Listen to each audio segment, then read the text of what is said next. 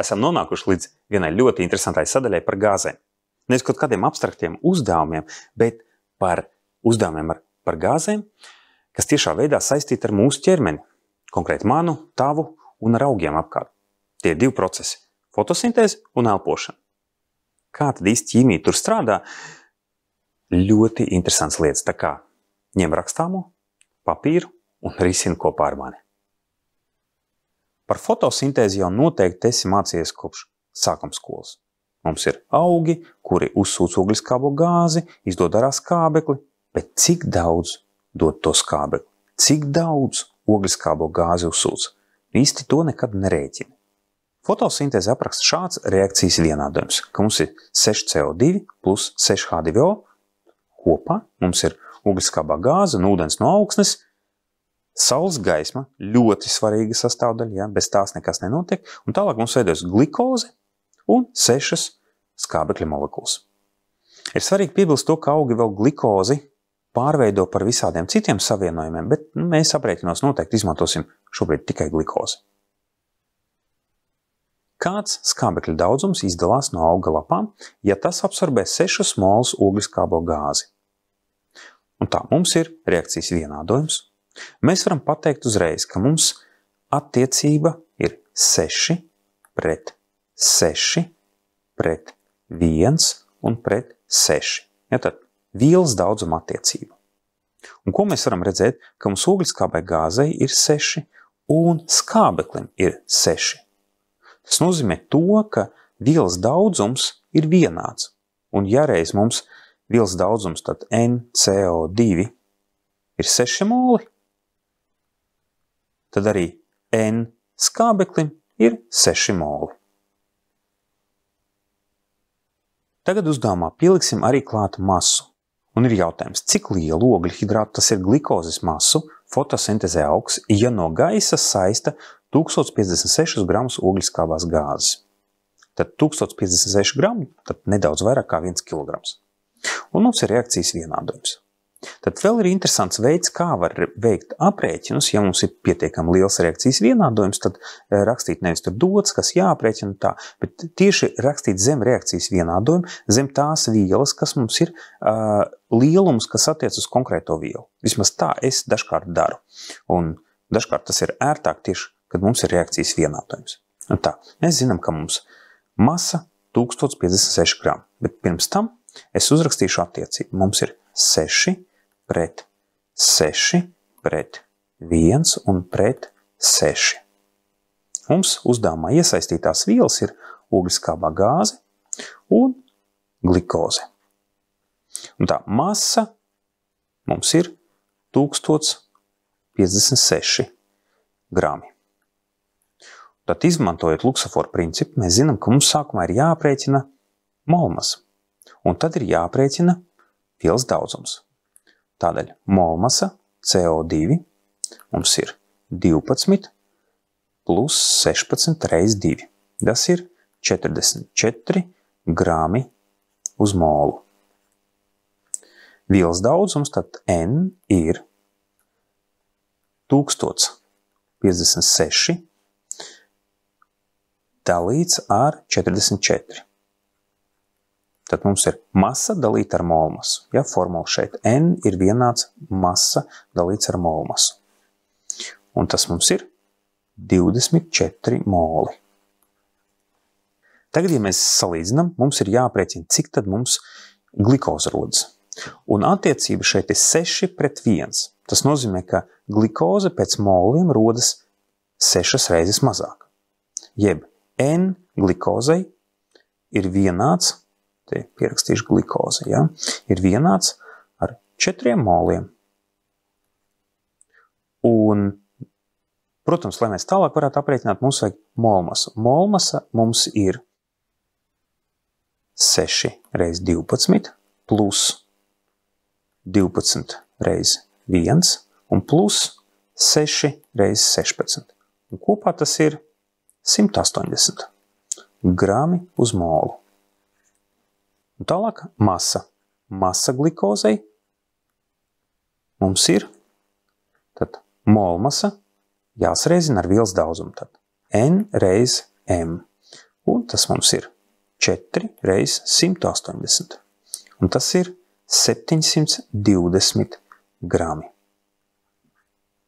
Interesanti piebilst, ka glikozes masa mums ir mazāka nekā ogliskābās gāzes masa. Tas nozīmē, augs izaug, tam palielinās masa, bet ja mēs redzam, ka masa mums kļūst lielāka par 720 gramiem, tad nepilnu kilogramu, tad izrādās gandrīz vai varētu teikt pusotru reizi, vai 1,4 reizes vairāk, ja kaut kur tā, mums tiek absorbēta ogliskābā gāze. Pieaugušas spriedzes garums ir 30 metri un biomasa ir 5 tonnas. Lai kaut kas tāds izaugt, vajag apmēram 50-60 gadus. Vairāk kā 50% no biomasas ir vielas, kuru sintēzē koks izmanto fotosintezēto glikozi, kuras masa ir 2520 kg. Cik lielu ogliskābās gāzes masu koks absorbē un cik lielu skābekļa masu koks saražo? Tad mēs rēķināsim pēc reakcijas vienādojuma, mums ir dota glikoze un ir jāprēķina masa CO2 un O2. Pirms es risinu, noteikti ņem rakstāmo un arī risinu kopā ar mani, vai arī vēl vairāk nospied pauzi un pamēģini izrēķināt pats, un tad salīdzini ar to, kas sanāk man.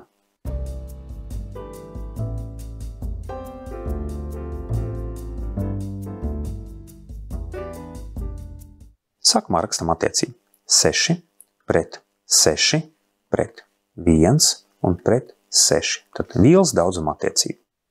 Te mēs skatāmies. Tad mums sākumā ir jāprēķina glikozes vielas daudzumu.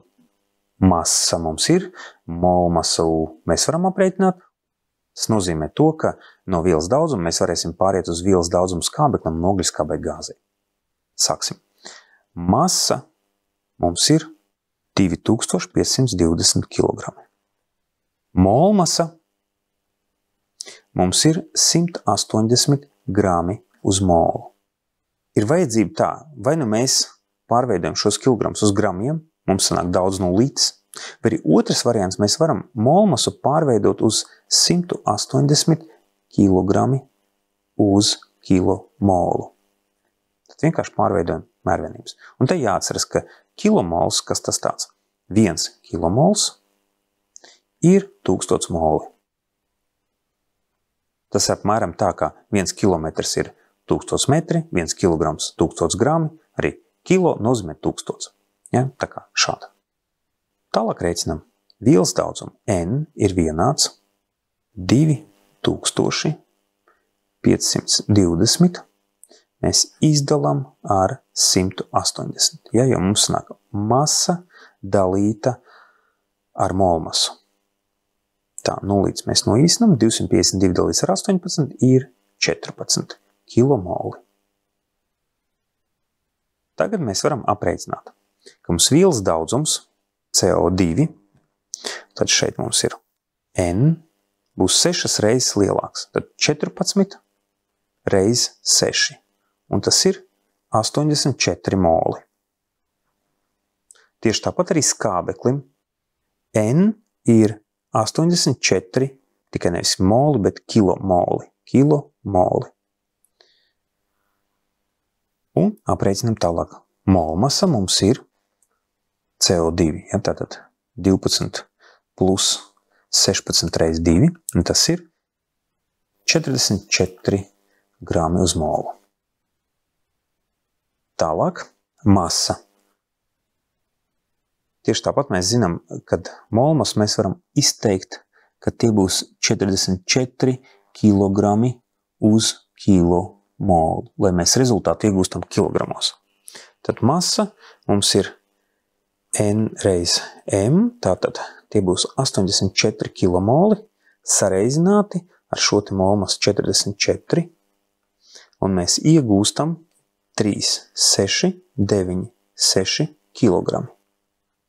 Tad faktiski 3,7 tonnas ir tā, rupji sakot. Ja šeit mēs interesanti, ka te mums koks saražoja 2,5 tonnas, ja 2520 kg, bet, lai to saražotu, tad ir jāabsorbē 3696 kg ogliskābās gāzes. novilku šeit līnijas, lai būtu labāk redzams, ja, kura tad daļa attiec uz kuru vielu. Tad N mums šāds. Molmasa mums ir 32, mēs var rakstam kilogrami uz kilomolu. Un masa. Tad 84 reiz 32, un tas ir 2,688 kilogrami. Tad faktiski sanāk arī skābekli rada vairāk nekā pats koks izaug.